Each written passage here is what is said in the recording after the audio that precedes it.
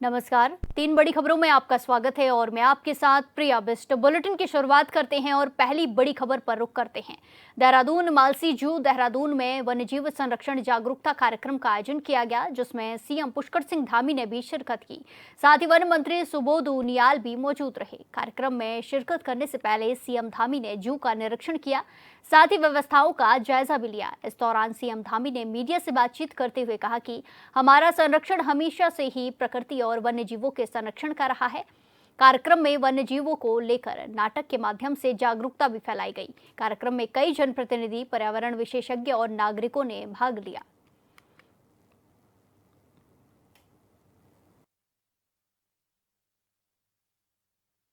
पर्यटकों की सुविधाओं को ध्यान में रखने के साथ साथ हमारी सरकार वनों के प्राकृतिक स्वरूप को अक्षुण्ण बनाए रखने, वन्य जीवों की सुरक्षा के लिए प्रतिबद्ध होकर काम कर रही है।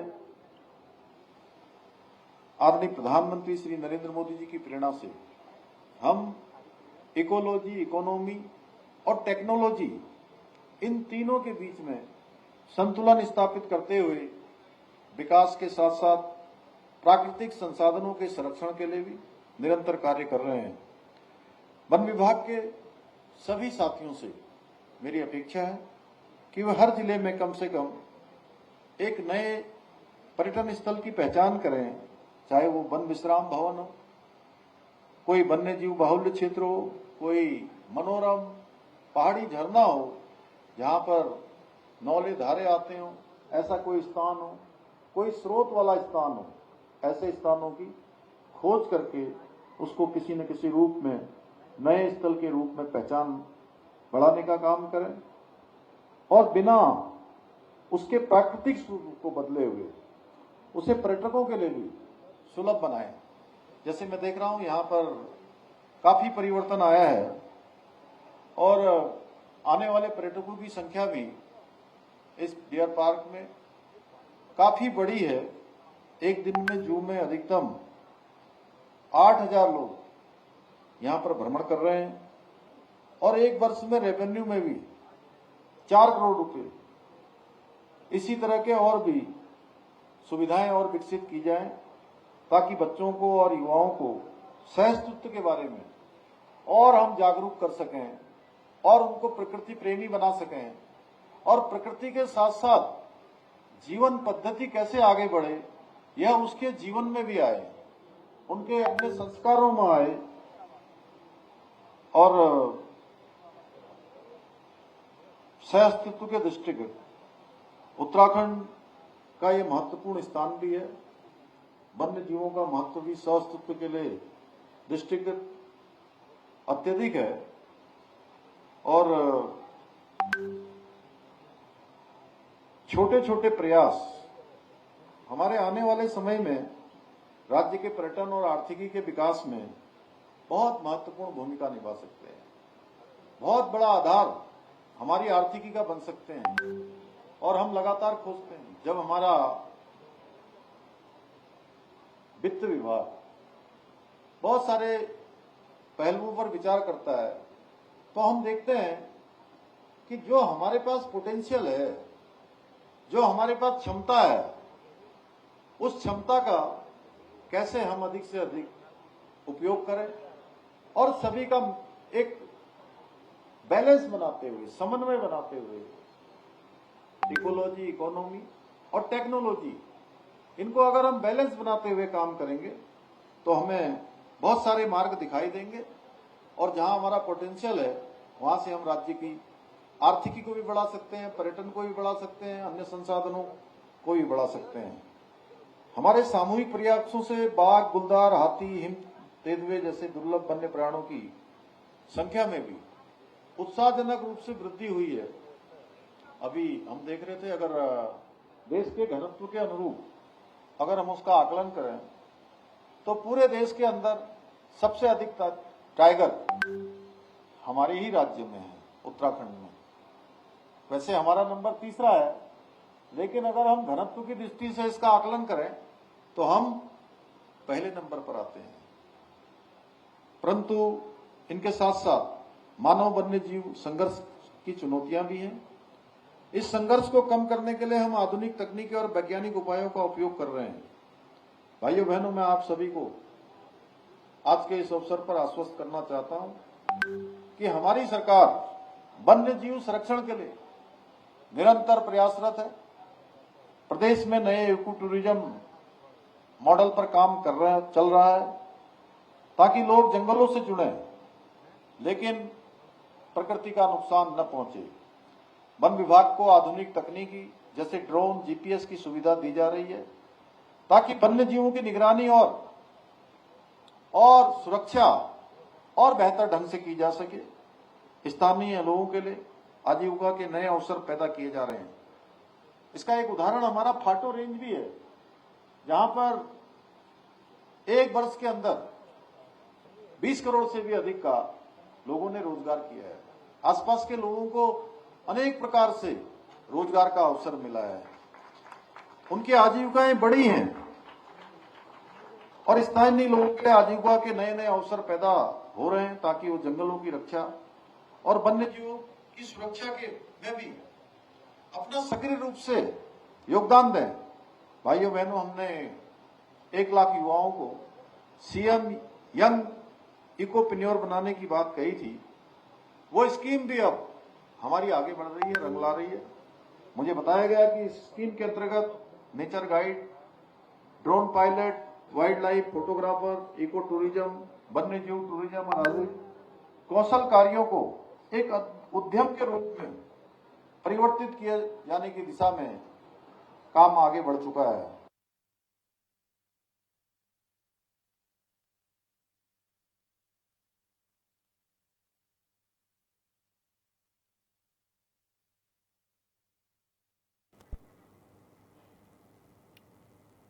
इसी के साथ खबरों में आगे बढ़ते हैं और दूसरी बड़ी खबर पर रुख करते हैं। चंपावत में ही कई इलाकों में सड़क नहीं है तो कई इलाकों में पेयजल की समस्या है। ग्रामीण परेशान हैं। अब सुविधाओं से वंचित मल्ला खतेड़ा के अनुसूचित वर्ग परिवार ने प्रदर्शन किया है।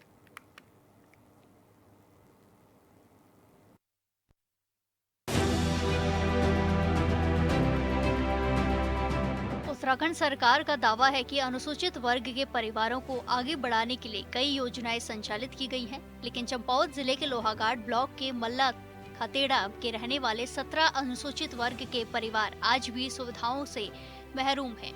ग्रामीणों ने गांव की सड़क में डामरीकरण करने, हर घर नल हर घर जल योजना का लाभ देने और गाँव में सोलर लाइट्स लगाने की मांग को लेकर सामाजिक कार्यकर्ता राजू भैया के नेतृत्व में प्रदर्शन किया। 15 साल हो गए रोड बने हैं।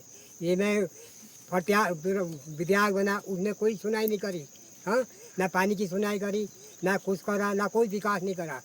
नहीं ऐसी काट कर दे। और ये पानी की कितनी दिक्कत है।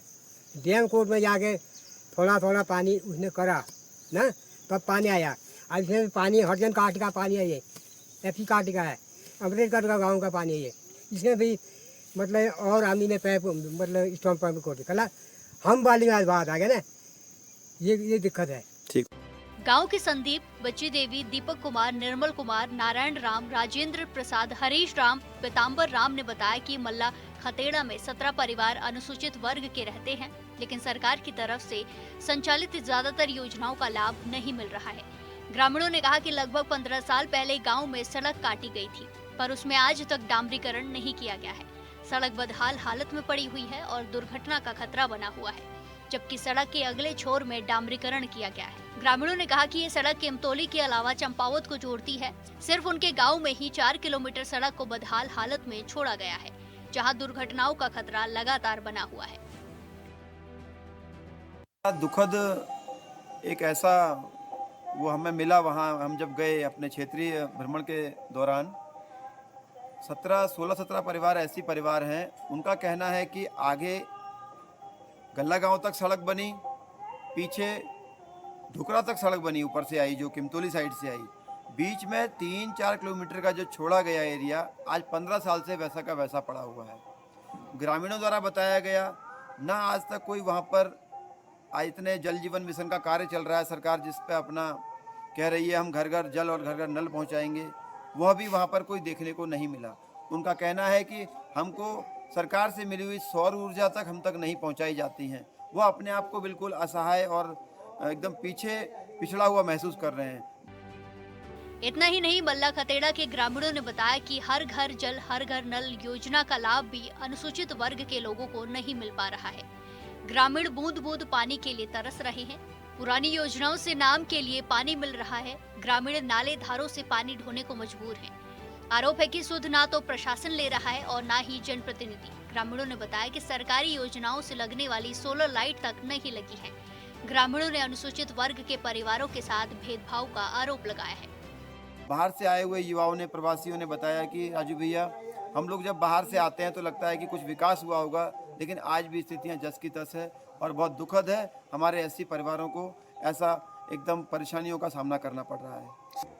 शासन प्रशासन से मैं हर बार एक निवेदन करता हूं कि आप एक सर्वे करें, एक रूपता से कार्य करें, ताकि रास्ते से एक साइड से हम चलेंगे तो सभी जगह विकास होगा और उसमें सभी का विकास होगा। है प्रधानमंत्री मोदी जी की कि घर हर घर में जल पहुँचे, हर घर में नल पहुँचे, लेकिन चंपावत जिले में जिस प्रकार से जेजेएम का हाल है, क्या कहेंगे उसमें? मैं आपके समाचार के माध्यम से एक बहुत अच्छी बात और एक पूरी ताकत से एक बात कहना चाहता हूं सरकार से। आप जेजेएम योजना का सर्वे कराएं, जहां कंप्लीट हो गई है इसकी जांच कराएं, और जहां जहां इसका पानी पहुंच चुका है, नल में नल पहुंचे हैं कि पानी पहुंचा है, जब तक आप इसकी जांच नहीं कराएंगे, सरकार करोड़ों रुपए खर्च करने के बाद भी सरकार इसका भुगतान भुगतेगी और आगे जाके नुकसान होगा। ग्रामीणों ने प्रशासन से गांव की सड़क में डामरीकरण करने, हर घर नल हर घर जल योजना का लाभ देने और गांव में सोलर लाइट लगाने के साथ अनुसूचित वर्ग परिवारों को योजनाओं का लाभ देने की मांग की है।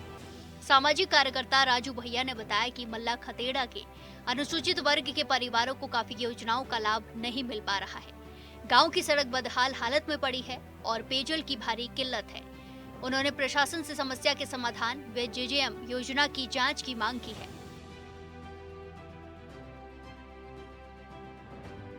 चंपावत से लक्ष्मण बिष्ट की रिपोर्ट।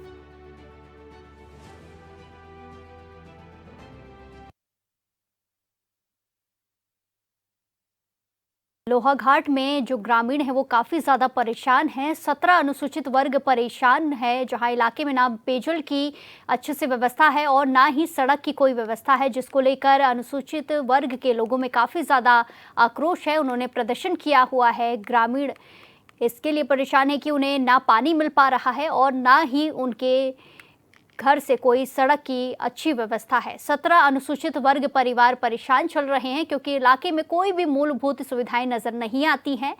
ना पानी की सुविधा है और ना ही सड़क की सुविधा है। आए दिन सड़कों पर हादसे होते रहते हैं, जिसके चलते लोगों में आक्रोश देखने को मिल रहा है। लोहाघाट में 17 अनुसूचित वर्ग के लोग परेशान चल रहे हैं। चंपावत में ही कई इलाके ऐसे हैं जहां सड़क नहीं है, तो कई इलाकों में पेयजल के लिए ग्रामीण परेशान हैं। अब सुविधाओं से वंचित मल्ला खतेड़ा के अनुसूचित वर्ग के परिवार परेशान हैं। इस खबर पर ज्यादा जानकारी के साथ सीधे जुड़ेंगे हमारे संवाददाता लक्ष्मण बिष्ट से। लक्ष्मण, जिस तरीके से 17 परिवार अनुसूचित वर्ग के परिवार परेशान चल रहे हैं, इनकी कोई भी समस्या नहीं सुन रहा है, कितने दिनों से आखिर ये प्रदर्शन कर रहे हैं? जी, जो ये समस्या बनी हुई काफी लंबे समय से बनी हुई, जो लोहाघाट विधानसभा का मल्ला खतेड़ा, जो वहाँ अनुसूचित वर्ग के परिवार हैं, तो उनके वहाँ जो सड़क लगभग 15 से 16 साल पहले सड़क कटी थी, लेकिन अभी तक वहाँ डामरीकरण नहीं किया गया है, जबकि उससे आगे जो है सड़क पर डामरीकरण है। इसके अलावा जो ग्रामीण है, उनका कहना है कि जो हर घर जल हर घर नल योजना प्रधानमंत्री मोदी जी के द्वारा चलाई गई है, उस योजना का लाभ भी अनुसूचित वर्ग के परिवारों को अभी तक जो है नहीं मिला है, जिसके चलते ग्रामीणों में काफी आक्रोश है। उन्होंने जो है इसी को लेकर, अपनी मांगों के समाधान को लेकर प्रदर्शन किया और शासन प्रशासन और सरकार से जल्द समस्या के समाधान की मांग की है। जी बिल्कुल लक्ष्मण, जिस तरीके से आपने तमाम जानकारियां साझा की हैं, हमने भी वीडियो के माध्यम से टीवी स्क्रीन पर ये तस्वीरें दिखाई हैं। आखिर कब प्रशासन और सरकार की आंखें खुलती है, ये देखना होगा। धन्यवाद हमारे साथ जानकारी साझा करने के लिए। अब वक्त एक छोटे से ब्रेक का, फिर लौटेंगे और तीसरी बड़ी खबर पर रुख करेंगे।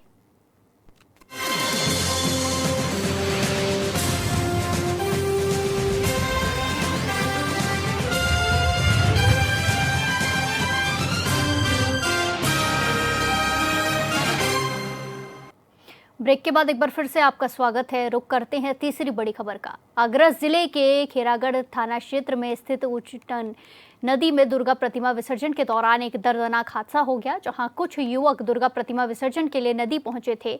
इस दौरान नहाते समय नदी के तेज बहाव और गहरे पानी में 13 युवक डूब गए। इनमें से अब तक 4 लोगों को रेस्क्यू कर अस्पताल पहुंचाया गया है, जहां डॉक्टरों ने 3 को मृत घोषित कर दिया है, जबकि एक का इलाज जारी है। फिलहाल एनडीआरएफ, पुलिस समेत अन्य सुरक्षा बल बाकी बचे 9 लोगों को तलाश रहे हैं। राहत बचाव टीम को लगातार निर्देश दिए जा रहे हैं। इस घटना से पूरे इलाके में सन्नाटा छाया हुआ है और प्रभावित परिवारों में कोहराम मचा हुआ है।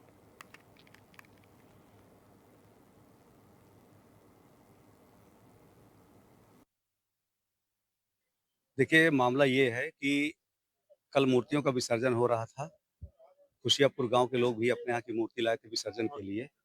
इसके लिए एक नेचुरल बॉडी से हटा करके एक जो आर्टिफिशियल तालाब बनाया गया था। चूँकि एनजीटी के आदेश है कि नेचुरल बॉडी में उसका डिस्पोजल नहीं होगा, तो एक कृत्रिम तालाब बनाया गया था, जिसमें जो हमारे बगल में चेयरमैन खड़े हैं, उन्होंने उसकी पूरी तैयारी कराई थी, बैरिकेडिंग भी कराई थी। जो लोग गाँव खुशियापुर से आए थे, उनसे कहा गया था कि आप अपनी प्रतिमा का यहीं विसर्जन कर लीजिए। तो उन्होंने कहा कि हम यहाँ नहीं करेंगे, फिर हम कैलापुर ले जाएँगे, और वहाँ से फिर वो कैलापुर के लिए चल दिए थे। वो गए भी, पर पता नहीं क्या स्थिति थी कि फिर वो रास्ते से लौट आए, और वो आ करके यहाँ पर आप देखे होंगे कि घाट में कि मूर्ति रखी हुई है। माँ दुर्गा की मूर्ति विसर्जन का कल कार्यक्रम था जगह-जगह। उसी के चलते खेरागढ़ में भी व्यवस्था की गई थी, स्थान चिन्हित किया गया था, उसकी बैरिकेडिंग भी की गई थी। लेकिन कुछ नौजवान जो है गाँव के, खुशियापुर गाँव है, अपना डूंगरवाला ग्राम पंचायत था, और वो इस साइड में आके और मूर्ति विसर्जन करने के उपरांत अंदर नदी में चले गए, और वहाँ गहरा गड्ढा होने के कारण और उसमें समा गए 13 बच्चे, जिसमें से 3 कल 4 रात को निकाले जा चुके हैं, जिसमें एक ठीक है, बाकी 3 की जो है मृत्यु हो चुकी है। बहुत ही दुखद घटना है, और सूचना मिलने पर हम लोग भी तुरंत आए, हमारे क्षेत्रीय विधायक जी भी आए, जिला प्रशासन से जिलाधिकारी महोदय और डीसीपी, एसीपी, अपने CP sir, ACP sir, additional SP सब लोग आए, एसीपी सर। इस खबर पर ज्यादा जानकारी के साथ सीधे जोड़ेंगे संवाददाता संदीप सागर से। संदीप, जिस तरीके से 13 लोग डूब गए थे, उनमें से 4 को रेस्क्यू किया गया और 3 की अभी मौत हो चुकी है। आगे क्या कुछ अपडेट है? कितने और लोगों को अभी तक रेस्क्यू किया जा चुका है? जी पूरे 13 लोगों शामिल है, 13 लोग डूबे हैं, और अब तक वो ये इलाज हालांकि जी बिल्कुल संदीप, जिस तरीके से आप तमाम जानकारी साझा कर रहे हैं, हमारे पास आपकी आवाज अच्छे से पहुंच नहीं पा रही है। एक बार फिर से जुड़ने की कोशिश करेंगे। ये तस्वीरें आपको दिखाई जा रही हैं, जहां पुलिस और एनडीआरएफ की टीमें लगातार जुटी हुई हैं रेस्क्यू ऑपरेशन में। 13 लोगों में से 4 लोगों का रेस्क्यू किया गया, जिसमें से 3 लोगों की मौत हो चुकी है, एक का इलाज अभी जारी है। लगातार पुलिस की टीमें, एनडीआरएफ की टीमें जुटी हुई हैं और लगातार रेस्क्यू ऑपरेशन चल रहा है। डॉक्टरों ने जो 4 लोग ऑपरेशन, एक बार फिर से हमारे संवाददाता संदीप से जुड़ने की कोशिश करेंगे। संदीप, जिस तरीके से 13 में लोग डूबे थे, अब कितने लोगों का रेस्क्यू ऑपरेशन किया जा चुका है? बिल्कुल, देखिए अभी तक 5 लोगों का रेस्क्यू ऑपरेशन किया जा चुका है, 4 लोगों की मौत हो चुकी है, और एक जो युवक है उसका इलाज आगरा के एसएन मेडिकल कॉलेज में चल रहा है। और सबसे बड़ी बात मैं तो आपको बता दूं कि आगरा के जिलाधिकारी अरविंद मल्लप्पा बंगारी खुद आगरा के एसएन मेडिकल कॉलेज पहुंचे हैं, जहाँ जो व्यक्ति घायल है उसका हालचाल जाना है, और डॉक्टरों को ये हिदायत दी है कि इलाज में किसी तरह की कोई लापरवाही ना बरती जाए और ठीक से इलाज हो। अब सबसे बड़ा सवाल ये आता है कि जिस तरह से दुर्गा विसर्जन के दौरान ये हादसा हुआ, उसके बाद से पुलिस और प्रशासनिक अधिकारी तो मौके पर हैं ही, इसके साथ साथ अब सेना का भी इस प्रयोग किया जा रहा है। सेना के द्वारा भी रेस्क्यू ऑपरेशन शुरू किया गया है, क्योंकि एक बड़ी संख्या में ये लोगों की हताहत जनानी होने की खबर है। इसको लेकर अब जो है 7 लोग जो 7 लोग और जो यमुना में जो अभी लापता हैं, उनकी तलाश के लिए रेस्क्यू ऑपरेशन लगातार जारी है। जी बिल्कुल संदीप, जिस तरीके से 13 लोगों के डूबने की खबर है विसर्जन के दौरान, ऐसे में पुलिस प्रशासन की टीम पर भी कई सवाल खड़े होते हैं। जिस टाइम ये हादसा हुआ, वो जगह कौन सी थी और वहां पर कोई मुस्तैदगी नहीं मौजूद थी पुलिसों की, या क्या कुछ जानकारी वहां से मिल पा रही है? बिल्कुल, देखिए मैं आपको बता दूं कि ये जो उटंगन नदी है, उटंगन नदी के पास ही एक गांव पड़ता है, वहाँ के लोग विसर्जन के लिए गए। तो ऐसे में अगर पुलिस की एहतियात की बात की जाए तो पुलिस वहाँ बिल्कुल नदारद थी, कोई पुलिस वाला नहीं था। जिस तरह के, हालांकि अमूमन पहले भी ये देखा जाता है कि जब विसर्जन होता है तो वहाँ पुलिस, जो घाट होते हैं वहाँ पर पुलिस को तैनात कर दिया जाता है, जिससे कि लोग ज्यादा गहरे पानी में ना जाए। लेकिन वहाँ जो उस समय जो विसर्जन चल रहा था वहां पर लोग तो संख्या में ज्यादा थे, लेकिन पुलिस की वहां अगर बात करें तो कोई व्यवस्था नहीं थी। इस पर जी। यह बड़ा सवालिया निशान पुलिस पर भी लगता है, लेकिन इसके लिए कहीं ना कहीं प्रशासन की भी जिम्मेदारी अहम बनती है। अगर आज पुलिस वहां तैनात होती तो लोग वहां तक अंदर तक नहीं जा पाते, कहीं कुंड बनाकर वहां विसर्जन जी। किया जा सकता था, जिसको लेकर अब एक बड़ा सवालिया निशान जो लग रहा है प्रशासन पर। जी बिल्कुल संदीप, बिल्कुल देखना होगा कि कब तक लोगों का रेस्क्यू किया जाता है। धन्यवाद हमारे साथ तमाम जानकारी साझा करने के लिए। 3 बड़ी खबरों में फिलहाल के लिए इतना ही। बाकी तमाम खबरों के लिए देखते रहिए HNN 24/7। नमस्कार।